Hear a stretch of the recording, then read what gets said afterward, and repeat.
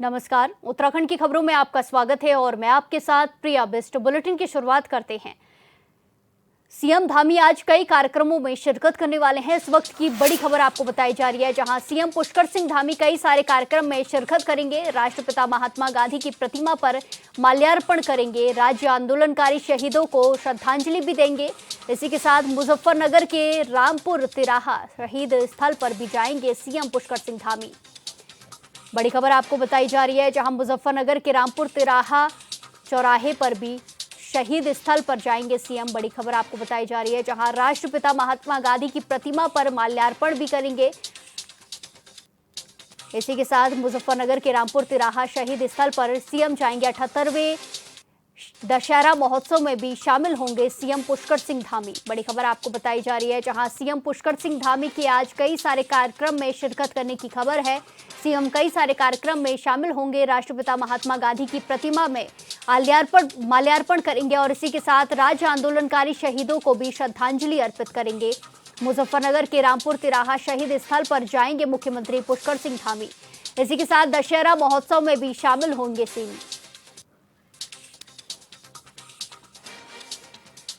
इस खबर पर ज्यादा जानकारी के साथ सीधे लाइव जुड़ेंगे हमारे संवाददाता योगेश आर्य से। योगेश, जिस तरीके से आज मुख्यमंत्री के एक के बाद एक कार्यक्रम है, क्या कुछ जानकारी मिल पा रही है और अभी मुख्यमंत्री कहां जाने वाले हैं पहले?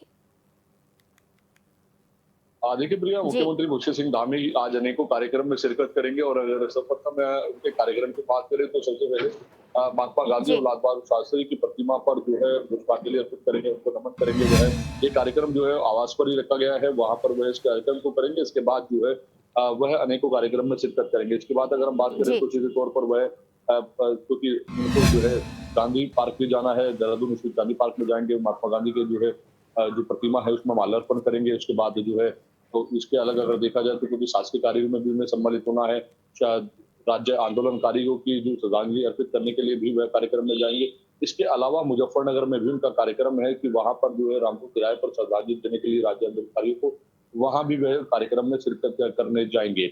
इसके अलावा अगर हम देखें तो उनका कार्यक्रम वन्य जीव 2025 के लेकर के जन जागरूकता अभियान का भी कार्यक्रम रखा गया है, उसको भी हरी झंडी वह दिखाएंगे और वहां से जो है जन जागरूकता रैली जो है उसको प्रारंभ करेंगे। तो निश्चित तौर पर ये भी कार्यक्रम उनका रहने वाला है। इसके अलावा जो है शासकीय कार्यों में जैसे कहा गया कि वह आज अपने आवास पर कुछ शासकीय कार्यों में भी शामिल रहेंगे, क्योंकि शासकीय कार्य में करना जरूरी होता है एक राज्य के मुखिया के लिए। और उसके बाद जो है क्योंकि शाम का समय रहेगा दशहरा महोत्सव के लिए, और दशहरा महोत्सव को लेकर के जिस तरह से पेंट गांव में बड़ी तैयारियां की जा रही हैं और वहां पर जो है तैयारियों को अंतिम रूप दे दिया गया है। आज सुबह से ही लोगों का जमावड़ा वहां पर लग गया, लेकिन शाम को मुख्यमंत्री पुष्कर सिंह धामी वहां पहुंचेंगे और उसके बाद जो है वहां वह कार्यक्रम में शिरकत होंगे और पुतला दहन करने का कार्यक्रम उनके द्वारा किया जाएगा, क्योंकि जो है रिमोट कंट्रोल से इस बार जो है ये कहा जा रहा है कि वहाँ पुतला दहन किया जाएगा 121 का दशहरा महोत्सव के लिए वहाँ पर राउंड तैयार करेंगे। तो यानी कि देखा जाए तो सुबह से लेकर के शाम तक उनके तमाम जो कार्यक्रम है वो आज इस तरह से रहने वाले हैं कि पहले वो प्रतिमा चित्र के सम्मुख जो है कहीं ना कहीं जो है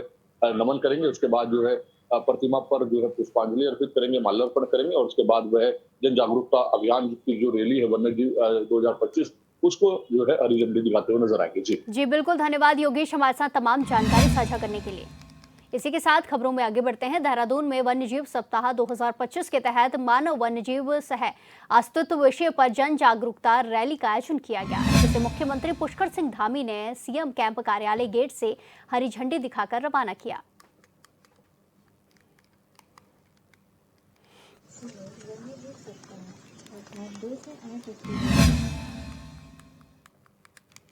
इसी के साथ खबरों में आगे बढ़ते हैं। पूर्व कैबिनेट मंत्री हरक सिंह रावत के पिता नारायण सिंह रावत के कुछ दिन पूर्व हुए आकस्मिक निधन पर अपनी शोक संवेदनाएं प्रकट करने के लिए पूर्व मुख्यमंत्री रमेश पोखरियाल निशंक श्रीनगर में उनके घर पर पहुंचे, जहां उन्होंने पूर्व कैबिनेट मंत्री हरक सिंह रावत के साथ बैठकर उन्हें संवेदना व्यक्त की और कहा कि व्यक्तिगत तौर पर भी कैबिनेट मंत्री के पिता के साथ उनके अच्छे संबंध रहे हैं।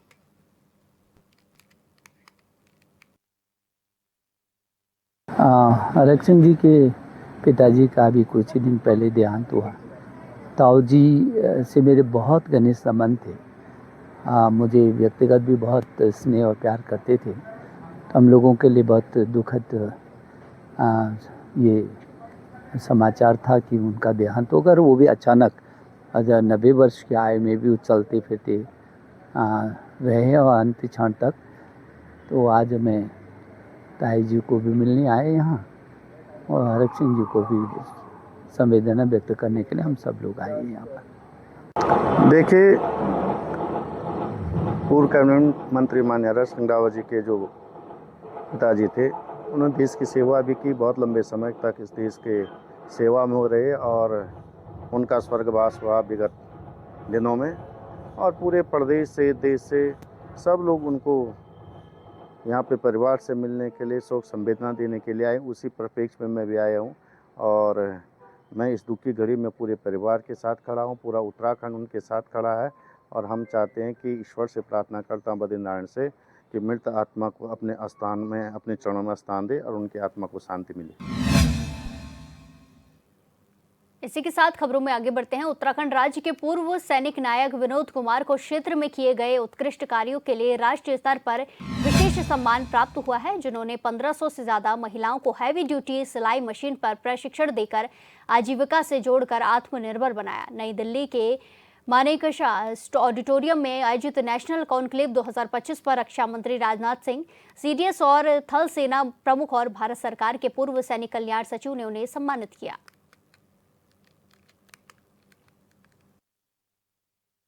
करना चाहते हैं जो विशेषकर जो सैनिक और जो किसी भी पोस्ट पर होते हैं, लेकिन इन लोगों ने अपना कारोबार शुरू किया और ये जो मिलिट्री इक्विपमेंट्स का काम है तो मैंने बहुत छोटपन से देखा। तो जिस तरह से इन्होंने काम किया है, जिस तरह से अपना कौशल का परिचय दिया है, उसी का परिणाम है कि आज भारत सरकार के द्वारा माननीय रक्षा मंत्री जी के द्वारा विनोद जी को और एक अपने अन्य फौजी भाई को सम्मानित किया गया है।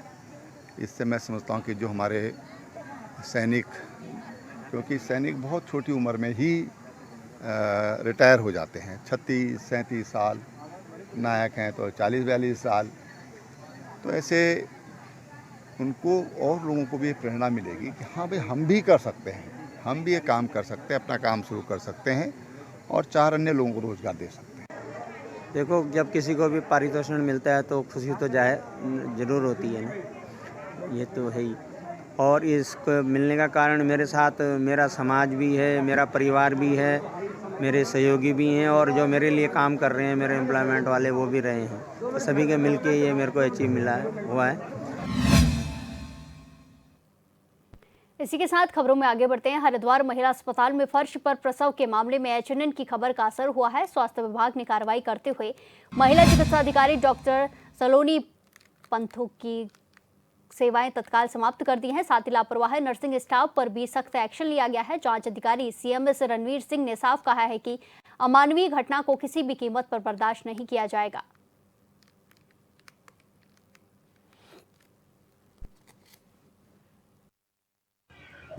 ये लापरवाही नहीं है, ये जानबूझ के किया जा रहा है ताकि जो है जब आदमी को दर्द होता है तो आदमी तो सोचता है जान बचे, कैसे भी बचे, मेरी जान बचे। तो आदमी जब तड़फेगा और यहाँ इलाज नहीं मिलेगा तो वो प्राइवेट अस्पतालों में जाएगा और प्राइवेट अस्पतालों में जब मान लिया 1 लाख रुपए डिलीवरी के लग रहे हैं तो 1 लाख में से पता चला 25,000 40,000 फिर वापस जो है यहाँ के अधिकारियों को आ रहे हैं और यही पैसा जो है ऊपर फिर धामी जी तक जा रहा है। इसलिए ये हो रहा है, ये कोई लापरवाही नहीं है, ये जानबूझ के हो रहा है। आज ही हमारे जब हम आई ये शिकायत लेके परसों के वाकये की, तो आज ही हमारे सामने एक जो है नवयुवक अपनी पत्नी को गोद में लेके भागा जा रहा था।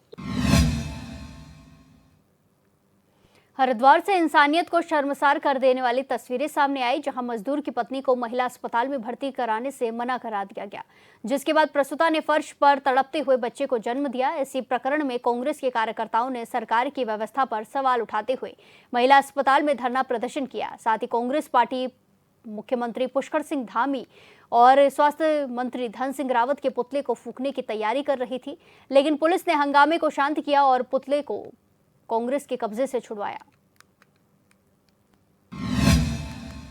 हम मौजूद है हरिद्वार के महिला चिकित्सालय में, जहां पर एक महिला ने कल डिलीवरी के दौरान तड़प के फर्श पे अपने बच्चे को जन्म दिया। यहाँ पर डॉक्टरों के द्वारा उसके साथ बदसलूकी भी की गई यहाँ पर कुछ लोग कांग्रेस के कार्यकर्ताओं और नेताओं ने यहाँ पर धरना प्रदर्शन किया हुआ है। हम उनसे बात करते हैं, क्या है ये पूरा मामला, ये पूरा मामला क्या है? पूरा मामला यही है भैया कि धामी जी कह रहे बेटी बचाओ बेटी पढ़ाओ, और मोदी जी कह रहे बेटी पढ़ाओ, खाद भी दो, पानी भी दो और सब कुछ दे दो, गोंद डाल दो, तेल डाल दो, दूध डाल दो। और हो रहा अत्याचार, डिलीवरी फर्श पे हो रही, अस्पताल इतना बड़ा, लाखों करोड़ों अरबों की घोषणाएं हो रही है ना। सामने जो है डॉक्टर साहब भी मौजूद है, सामने ही जो है बेड भी मौजूद है। उसके बावजूद भी महिला तड़प तड़प के जो है फर्श पे लेट रही है, बैठ रही है, कभी जो है शौच के लिए, जैसे शौच के लिए बैठता है आदमी, इस तरह से बैठ रही है। लेकिन किसी स्टाफ का या डॉक्टर का दिल नहीं पसीजा। उसके घर वाले गिड़गिड़ा रहे हैं, साथ आई भी आशा गिड़गिड़ा रही है।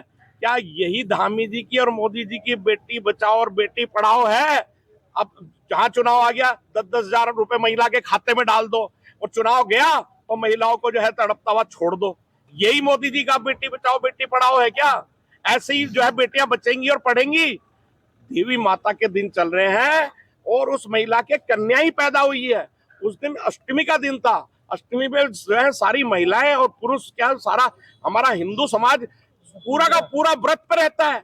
और ऐसी शर्मनाक घटना हरिद्वार में, गंगा माई जहाँ बह रही है साक्षात, एक तरफ मनसा माता है, एक तरफ चंडी माता है, बीच में गंगा माता बह रही है, और ऐसी वो बातें हो रही है।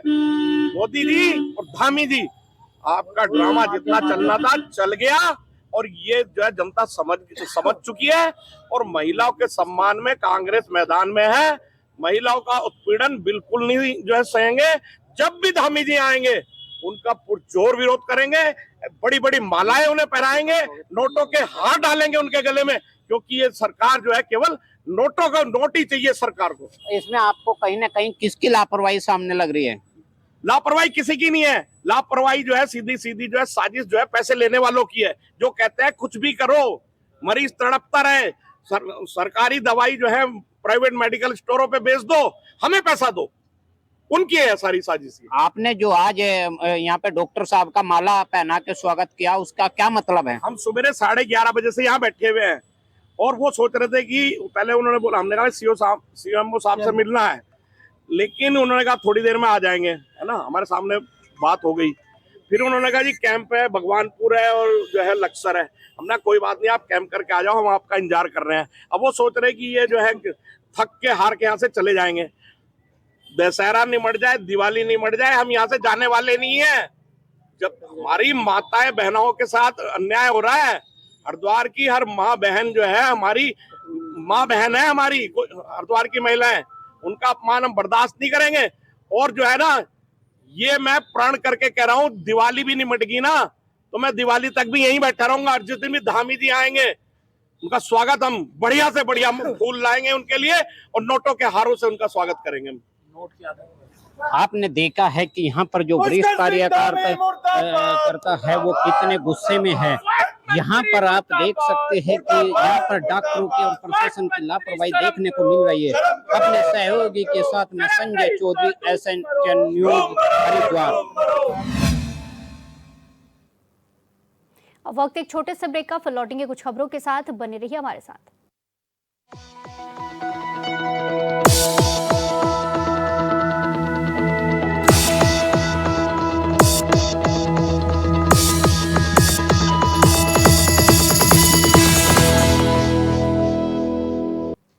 ब्रेक के बाद एक बार फिर से आपका स्वागत है। रुक करेंगे खबरों का। देहरादून के राजपुर थाना क्षेत्र में थाना प्रभारी शंकी कुमार ने नशे की हालत में एक के बाद एक कई गाड़ियों को टक्कर मार दी। ये पूरी घटना मसूरी डायवर्जन के पास घटी, जहां शंकी कुमार अपनी निजी कार में सवार थे और वर्दी में भी नहीं थे। घटना के बाद लोगों का गुस्सा फूटा और पुलिस के खिलाफ जमकर नारेबाजी की गई। मामले की जानकारी SSP अजय सिंह तक पहुंची तो उन्होंने तुरंत कार्रवाई करते हुए शंकी कुमार को सस्पेंड कर दिया।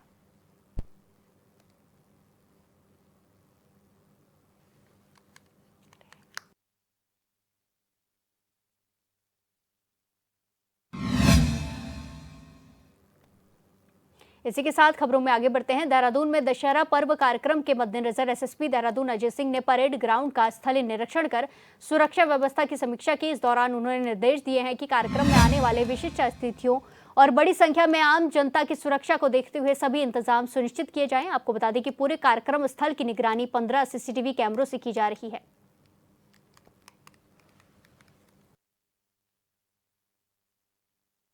जो है खासकर परेड ग्राउंड जो राजधानी में सबसे बड़ा जो लंका दहन का कार्यक्रम होता है, इसमें माननीय मुख्यमंत्री जी भी यहाँ पर शिरकत करते आते हैं और उनके कार्यक्रमों द्वारा ही ये पूरा प्रोग्राम में जो दहन का कार्यक्रम होता किया जाता है। तो पूर्व की भांति भी यहाँ पर जो सबसे मेन चीज़ रहती है पार्किंग और व्यवस्थाओं की, इसको देखते हुए परेड ग्राउंड के चारों तरफ नो पार्किंग जोन डिक्लेयर किया गया है। जहाँ जहाँ पार्किंग हमने बनाई है वहाँ पर रेंजर्स ग्राउंड हो, चाहे वो काबुल हाउस हो, चाहे अन्य जगहों को, उसको हमने प्रसारित कर दिया है। तो सभी से अनुरोध है कि जरूर न्यूज़पेपर और उसको देख कर आएँ, पार्किंग्स को देखकर। खासकर सिटी बस है, हमारे मैजिक है या ऑटो है, टेम्पो है, इनके लिए भी अलग अलग पार्किंग के लास्ट पॉइंट बना दी गए, कहाँ तक अलाउड होंगे, उसके बाद पब्लिक को पैदल आना पड़ेगा, क्योंकि संख्या 20 से 25 हज़ार के बीच में रहती है। इसमें शोभा यात्रा का भी आने का रहता है, तो व्यवस्थाओं को भी बनाना है। इसको देखते हुए थोड़ा सा आम लोगों से अपील भी है कि अपने परिजनों के साथ थोड़ा समय से पहले आएँ और शांतिपूर्वक यहाँ पर जो है इसका जो आयोजन है उसका जो है अपने परिवार के साथ जो है उसका आनंद है। इसी के साथ खबरों में आगे बढ़ते हैं। जसपुर में 15 वर्षीय नाबालिग के साथ दुष्कर्म और हत्या की घटना ने सनसनी फैला दी है। वहीं पुलिस ने 24 घंटे में कार्रवाई कर 5 आरोपियों इमरान, इस्लाम और असगर उर्फ नन्हे और 2 महिलाओं को गिरफ्तार कर जेल भेज दिया है और मृतका की मां की शिकायत पर मुकदमा दर्ज हुआ है। जांच में पता चला है कि आरोपियों ने नाबालिग को बहला फुसलाकर उसके साथ दुष्कर्म किया, वहीं पकड़े जाने की डर से उसकी हत्या कर दी। एसएसपी मणिकांत मिश्रा ने कहा कि ऐसे अपराधियों को बख्शा नहीं जाएगा और साथ ही जनता से संदिग्ध गतिविधियों की सूचना देने की अपील की है। दिनांक 29 सितंबर को थाना कुंडा में वादिनी द्वारा अपनी 15 वर्षीय पुत्री के गुमशुदा होने की तहरीर दी गई। थाने में तत्काल गुमशुदगी दर्ज कर बालिका की बरामदगी हेतु पुलिस टीम का गठन किया गया। जांच में यह तथ्य सामने आया कि इमरान नाम का युवक जो पीड़िता के पड़ोस में रहता था, वह कुछ अन्य लड़कों के साथ मिलकर नाबालिग को बहला फुसलाकर अपने साथ ले गया। जब बालिका ने घर लौटने की बात कही तो पकड़े जाने के भय से उसकी इन सभी ने मिलकर हत्या कर दी। इस घटना में शामिल 5 अभियुक्त गिरफ्तार किए जा चुके हैं। गठित पुलिस टीम के द्वारा मैनुअल और मोबाइल सर्विलांस के माध्यम से तत्काल कार्रवाई कर 24 घंटे के अंदर इस जघन्य अपराध का सफल अनावरण किया गया। गिरफ्तार सभी अभियुक्तों को आज। इसी के साथ खबरों में आगे बढ़ते हैं। देहरादून में शहीदों के सम्मान में उत्तराखंड सैन्य धाम का निर्माण किया जा रहा है और इस सैन्य धाम के लिए प्रदेश भर में शहीदों के आंगन की मिट्टी लाई गई जाई है। इसी कड़ी में नैनीताल में 2021 के बाद शहीद हुए लांस नायक संजय बिष्ट के परिवार से भी मिट्टी सैन्य धाम के लिए ली गई। देशभक्ति और गर्व से भरे इस क्षण में जहां पूरे इलाके के लोग शामिल हुए।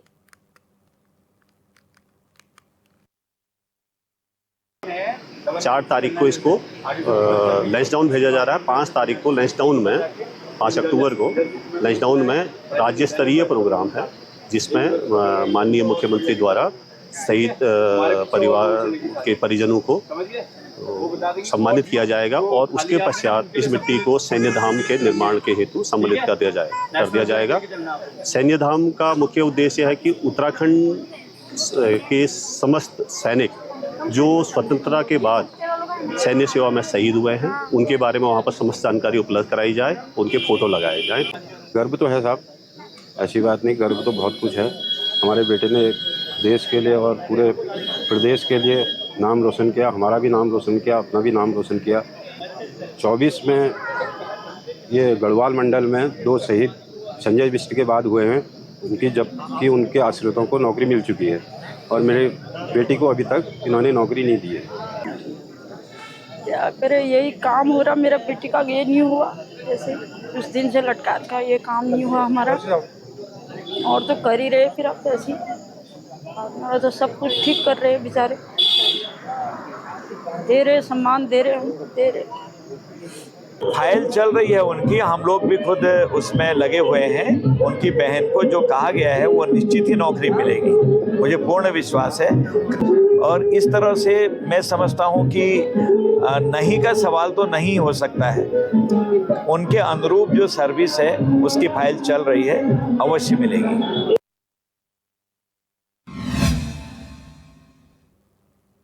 इसी के साथ खबरों में आगे बढ़ते हैं। उत्तराखंड के लोक संगीत की सबसे प्रसिद्ध जोड़ी अजय दीवान का अगला गीत धमेली खुजेली रिलीज हो गया है। इस बार अजय दीवान एक झोड़ा झांझरी लेकर आए हैं। इस गीत में उनके साथ संगीतकार रणजीत सिंह भी नजर आ रहे हैं।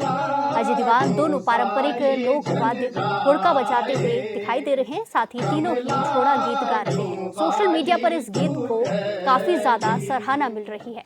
अजय दीवान की जोड़ी लगातार ऐसे गीतों के साथ लोगों को मंत्रमुग्ध करती हुई नजर आती है। इस बार भी एक नए अंदाज में इस जोड़ी ने पारंपरिक गीत को अपने अंदाज में पेश कर खूब सुर्खियां बटोरी है। इस गीत का मीडिया पार्टनर है HNN 24/7।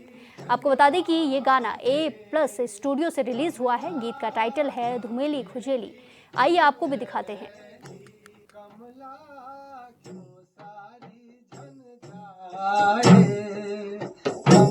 कमला क्यों सारी झन जाए, कमला क्यों बाली टूट गई, कमला क्यों सारी झन जाए, कमला क्यों बाली टूट गई, कमला दिल लटी धन बांधे, कमला धमेली पूजली, कमला चिललटी जन बांधे, कमला धमेली पूजली।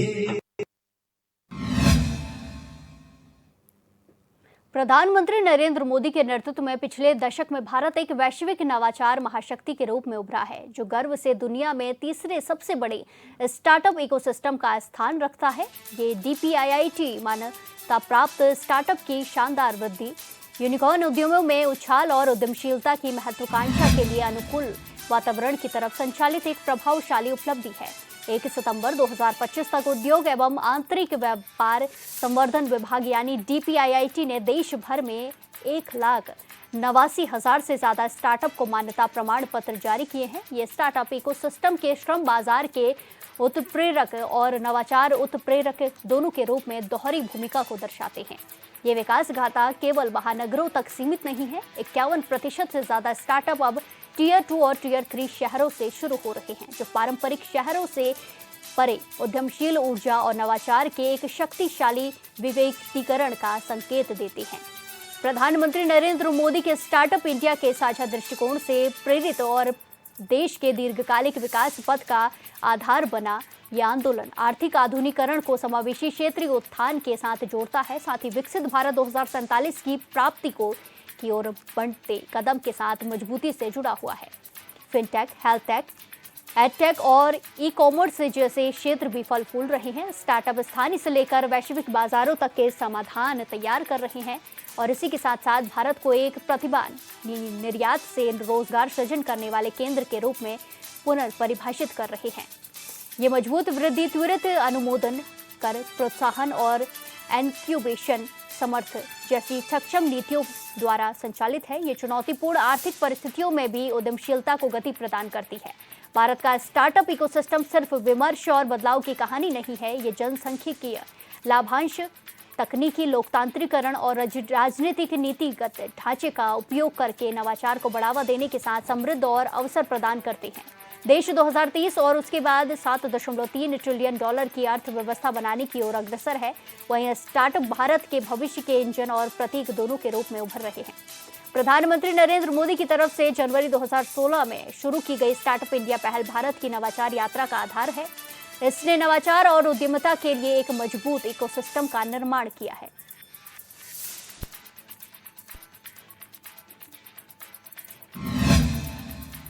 इस बुलेटिन में फिलहाल के लिए इतना ही। बाकी तमाम खबरों के लिए देखते रहिए HNN 24/7। नमस्कार।